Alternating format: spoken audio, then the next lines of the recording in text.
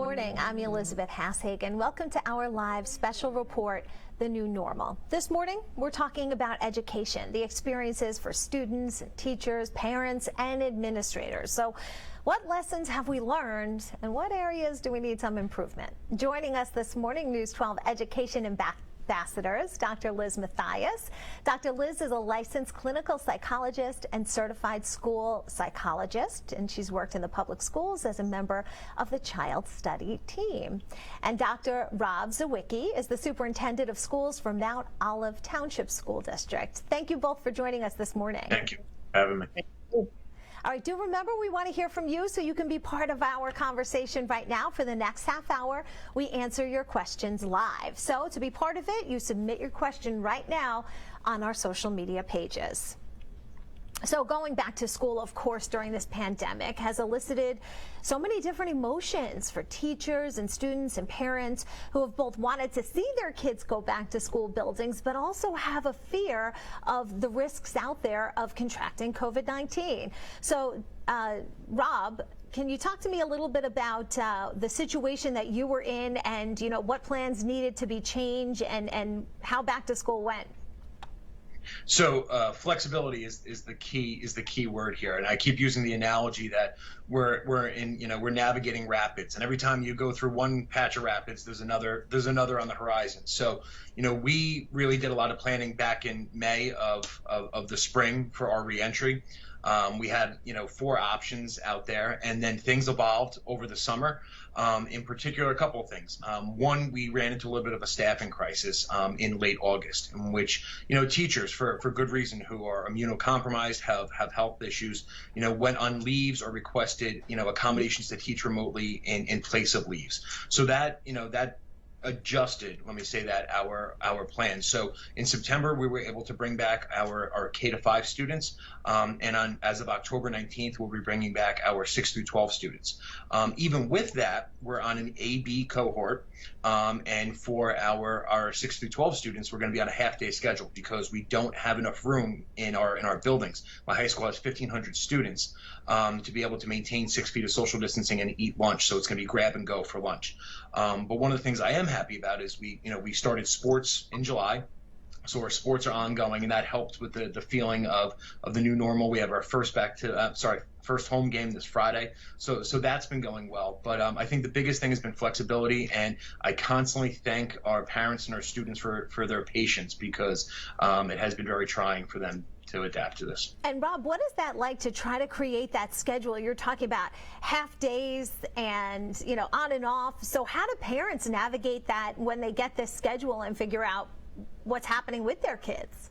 So there's a lot of mixed emotions, we also have the fully remote cohort. So there are some parents who want their kids fully remote and, want to delay the return to in-person schooling for as long as possible until there's a vaccine. And then there's others who want their kids in full-time, full day right now. And then for working families, it's also a tremendous amount of pressure. So I do these parent universities on Facebook about once a week, and I can feel the emotion, because they need to be able to plan for work and plan for childcare. And so, it's very difficult to be on an A-B cohort schedule and also half days. That's really tough on working families. Absolutely. And Liz, can you talk to me a little bit about what your experience has been like?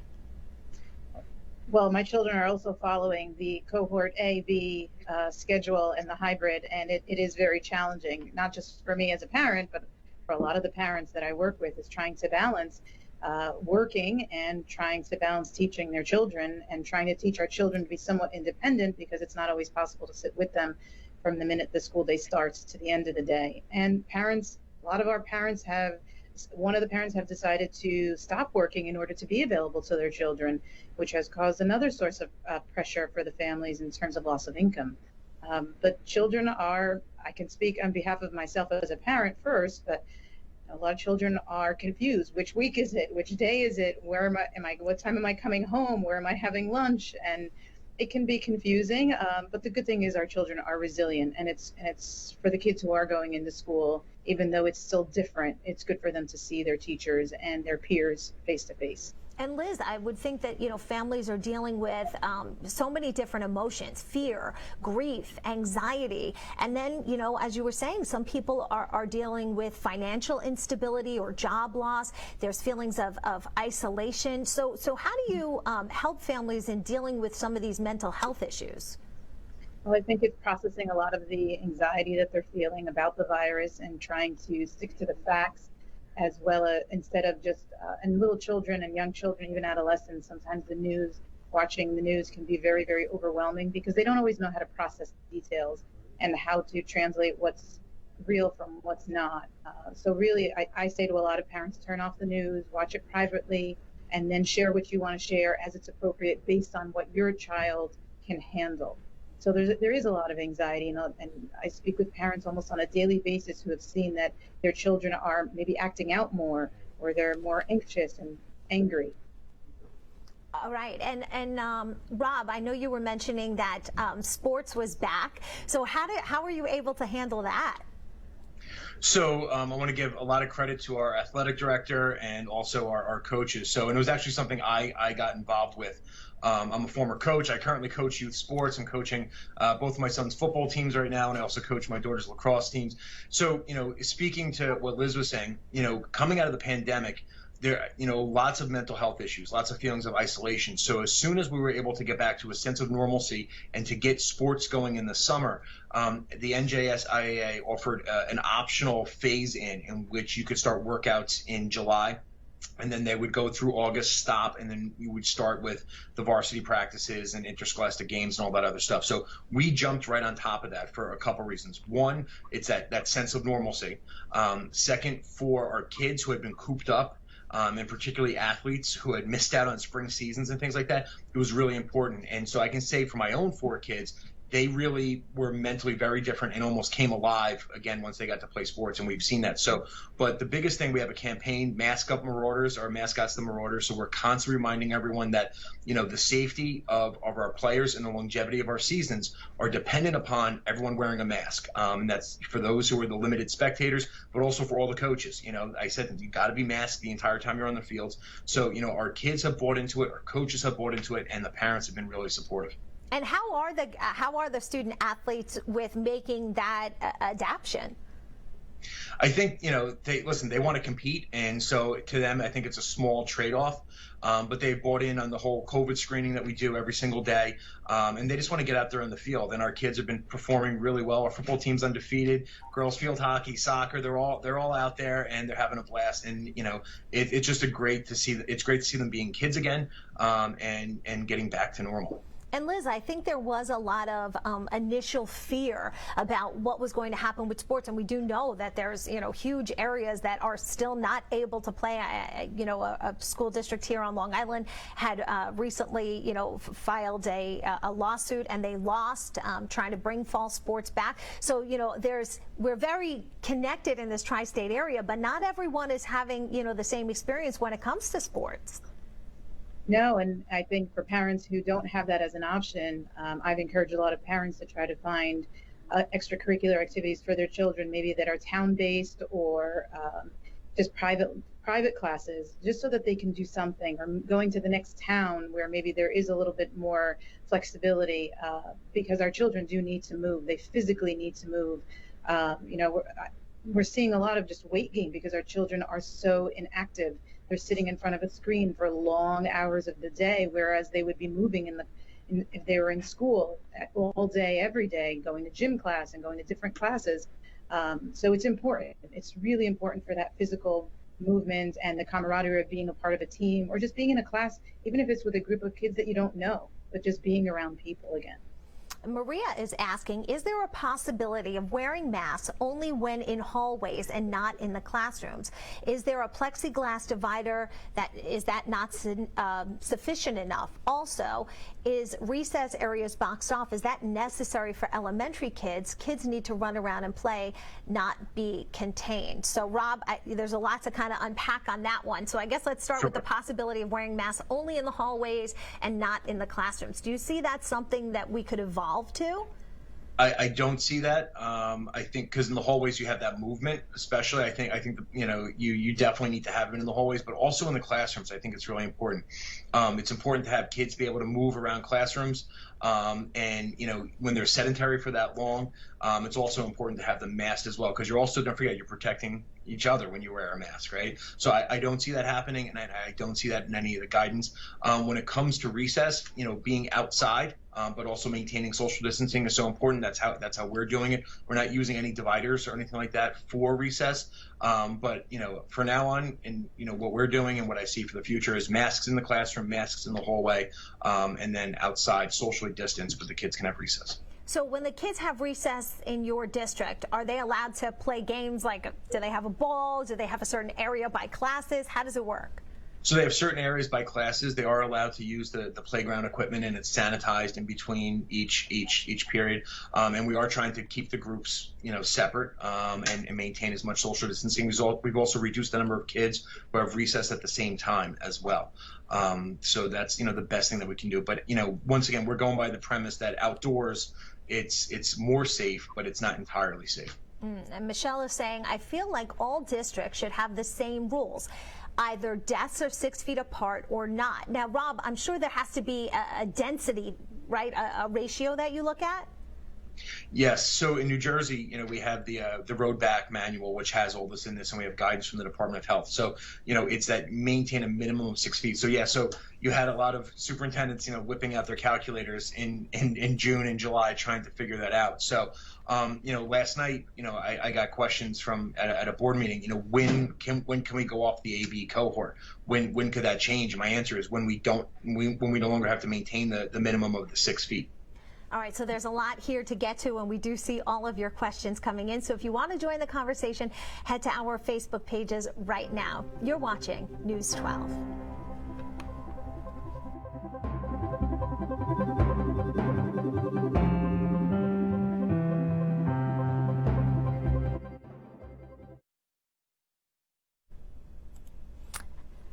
Hello to Liz and Rob and everybody on Facebook. I'm just moving my notes really quick.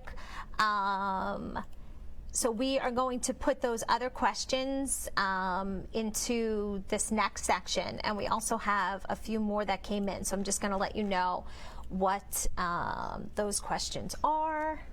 And I moved my notes on college, and I also moved my notes on rule enforcement when it's virtual school. And Liz, I moved my notes on that study about insomnia in moms, which I was like, oh, I'm not the only one who can't sleep. Oh, okay, that's interesting. We're part of a very large club. Yeah. It used to be I just took some melatonin and I could fall asleep. Okay, so we have some parents can't homeschool their kids when they have to work themselves. Okay, and then we have, oh, the microphone question is in there, which is interesting because I have heard from a couple of teachers that they ended up getting a sore throat at the end of the first week of school because they're trying to project so much through the mask. So I'm not sure if that kind of changed and everybody figured it out, or what the case is with that. Then we have, with all reports of cases being discovered and establishments closing down for 14 days, how can a parent ensure a child's safety at school? Okay, and then we have, my son is back to swimming practice and they have to take their mask off when they're swimming. Is that safe? Okay. So those are the ones that we have in addition to the other 3 that were on top of that. Okay. Do you have any questions for me? Nope, you're all set. Okay, good. Shek, what's the time back? Thank you, Andy. Okay, so we are just 1 minute away, and we're going to come up with all 3 of us on camera again at the very top here. Okay.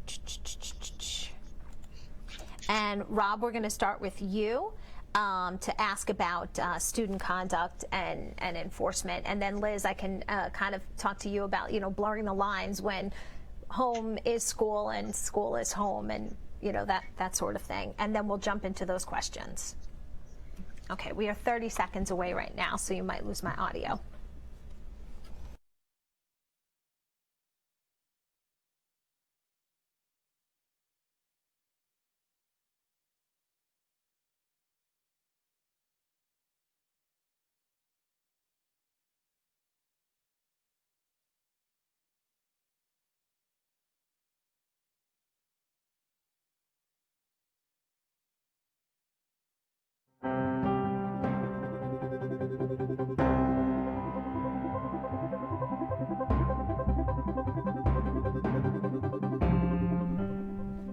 All right, thanks so much for joining us here at News 12. We are talking to education ambassadors this morning to get an update on just how we're doing with this school year. Dr. Liz Mathias is joining us, and Dr. Robert Zywicki. Robert is the superintendent of schools for Mount Olive Township, and Liz is a psychologist and certified school psychologist as well. So thank you both for joining us. One of the things that we were talking about a little bit offline of everyone else as part of this conversation is that virtual learning space. And I know schools around the country really relying on computers and, so much of that online learning, the issue of discipline comes into play. Some people have extensive policies, some districts, for, everything from dress to code of conduct. So Rob, how do you navigate that space? So there's really three elements. The first one is relationship building. And that's, the administrators and the teachers having conversations about the norms and protocols of what it's like to learn in a remote environment. And so I think we did a lot of that in the spring, but then we definitely reiterated that and talk about the netiquette, if you will, of what it's like to be a remote learner. The second thing is the engagement factor. So if teachers are using pedagogy such as station rotation and a jigsaw model, instead of just talking at kids, the kids are going to be a lot more engaged, and there's going to be, a lot less opportunities for misbehavior. And then the third piece is that communication piece to parents so that they know what the expectations are. We are not doing things like enforcing dress code and things like that. That's just a battle that we don't want to fight. But we have really gotten into about being respectful of one another, about coming prepared, about being collaborative. And then I think the other thing that helps it too is the tools that we use, do take attendance for the students and do track what they're doing online. So that is an added feature that we use. And Liz, it's got to be tough when school is home or home is also work and there's school happening, and all those lines to your privacy really are blurred. As parents and for the students, it's hard because we're not going to school to work on school and then coming home and being home. And likewise, as parents, we're not going to work. So the boundaries are all kind of blurred, which makes it very stressful for everybody. But I think, for parents and for the children, it's important to just have an understanding that when school is on, it's as if you were in school, and to dress, get up in the morning, have breakfast before the day begins, and for parents to think about maybe how much they can divide the responsibility if you have a child who needs a lot of support to be on for certain hours so that you can work for certain hours, and just to have as much consistency as is possible so that the burden isn't falling on any one parent. And if it has to, then just letting the teacher know that there are certain things that are going to get done after school hours. The key thing, like Rob said, is flexibility and really working the schedule as best as you can. Because I think with parents, we feel the pressure to be on and to have all the assignments in and for our children not to miss anything. And we put a lot of pressure on ourselves to do that and our children to do that. And sometimes we just have to be flexible. And if we miss an assignment, we'll get it done tomorrow. All right, Joanne is saying they need fresh air after being behind a mask. They'll never build their immunity being in a bubble. Rob. So we do have mask breaks built into our schedule so the kids can get outside and remove their masks. So I do understand that, especially for our little guys. It is tough to be wearing the mask that long, but safety is our top priority. So it is a trade-off. If you want to be back in school in person, then the mask is the prerequisite to that. And Christian is saying it's hard to hear folks many times through a mask. Mics in the classroom might be needed from now on. Is that something that you've run into? I haven't heard about that explicitly, but we are using webcams for our teachers who are teaching remotely. Many of our teachers who are teaching the remote classes are in their classrooms, and if they're alone in their classrooms, they can remove their masks. So we are allowing them to do that. We got that guidance from the Department of Health, but I can see having the mask on, managing multiple students being difficult. That's one of the challenges of teaching in a pandemic. Sure. All right. Derek is saying some parents can't homeschool their kids when they have to go to work themselves. And Liz, I mean, it's a real struggle. It's a struggle. It's a big struggle. For parents who absolutely can't do that, I suggest that you reach out to your school district and see what is possible. I know some accommodations have been made for two working parents, and you see what the school can do for you, or to try to bring in a relative who can guide your child, or a babysitter, someone you feel safe with, or creating education pods with another peer that you feel, again, safe being with, and maybe trading off, where there's a couple of days that one parent will teach and then you'll do the same and you'll reciprocate. Flexibility is key. You're going to have to figure out when you can go in and when you can stay home, just because, again, our worlds have all blended. Absolutely. Together. Yeah. And David is saying, with all reports of cases being discovered and establishments closing down for 14 days, how can a parent ensure that ensure their child's safety at schools, Rob?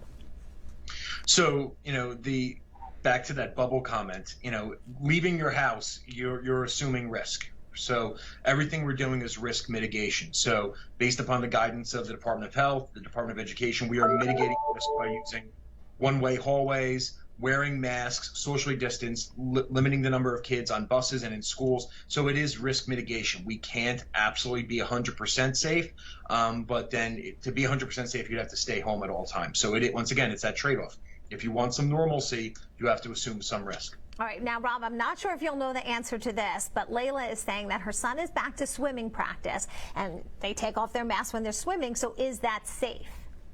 So the guidance that we have is that when kids are doing, exerting themselves physically, they can take their masks off. It's those other conditions around there. So limiting the number of people that are in and around the pool, not having spectators. It's just the athletes and the coaches. And in New Jersey, we just got a tweet from the governor last night that there's going to be indoor activities, and I think those are some of the guidelines. All right, so we're going to continue our conversation straight ahead. If you want to be part of it, head to our Facebook pages. You're watching News 12.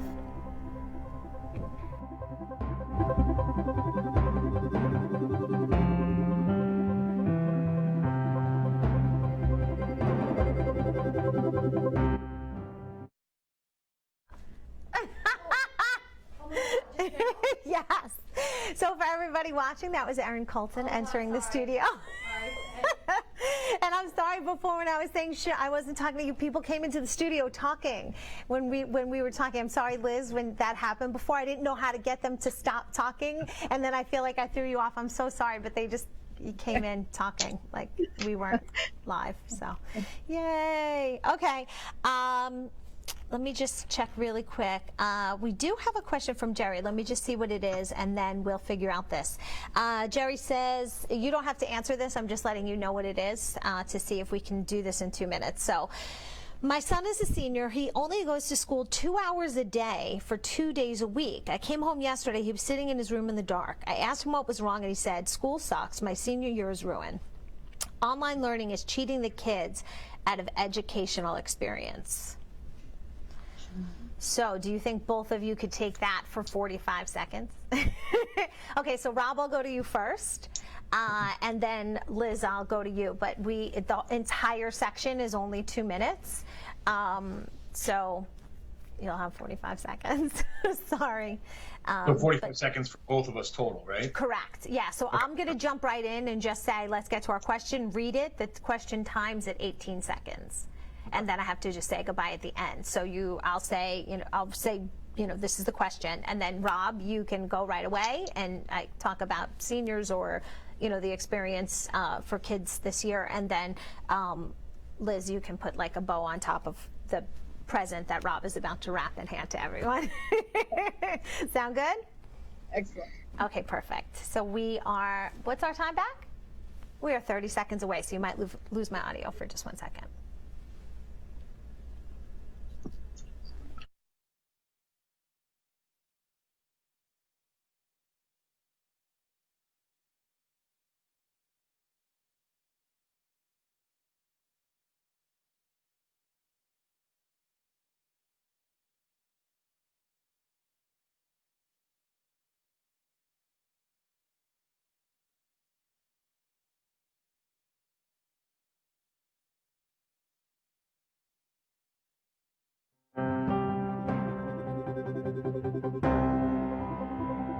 All right, we are talking education. We want to get to as many questions as possible. And Jerry is saying, my son is a senior. He only goes to school 2 hours a day for 2 days a week. I came home yesterday. He was sitting in his room in the dark, and I asked him what was wrong. He said, school sucks and my senior year is ruined. Online learning is cheating the kids out of an educational experience. Rob. So the struggle is real for our seniors and our senior parents, and that's why it's so important for people in my position to make sure that there are as many of those capstone activities, whether it's homecoming, graduation, prom, that they happen, they're socially distanced, and that our seniors feel like they got a senior year.